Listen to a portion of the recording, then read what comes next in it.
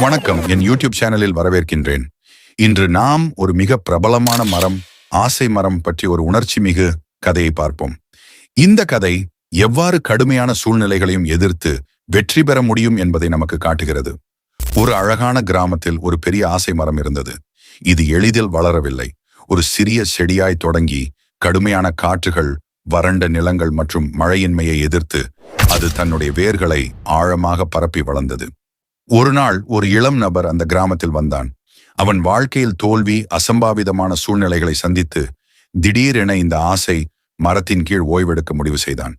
அந்த மரம் காற்றின் மூலம் அவனை நோக்கி பேச ஆரம்பித்தது. நான் ஒரு சிறிய செடியாயிருந்தேன். நான் பல சவால்களை எதிர்கொண்டு என் வேர்களை ஆழமாக பரப்பி வளர்ந்தேன். நான் போதுமான நேரத்தில் வலிமையாக மரமாக மாறினேன். இந்த வார்த்தைகள் அந்த இளைஞருக்கு ஒரு புதிய நம்பிக்கையை கொடுத்தது.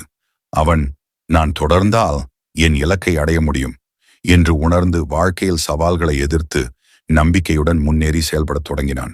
இந்த கதை நமக்கு உணர்த்துகிறது, வாழ்க்கையில் எவ்வளவு சவால்கள் வந்தாலும் நம்பிக்கை, பொறுமை மற்றும் தொடர்ந்த முயற்சியுடன் நாம் எப்போது வேண்டுமானாலும் உயர முடியும். உங்கள் வாழ்க்கையில் இந்த வாசகத்தை நினைவில் வைத்து உங்கள் இலக்கை நோக்கி பயணிக்கவும்.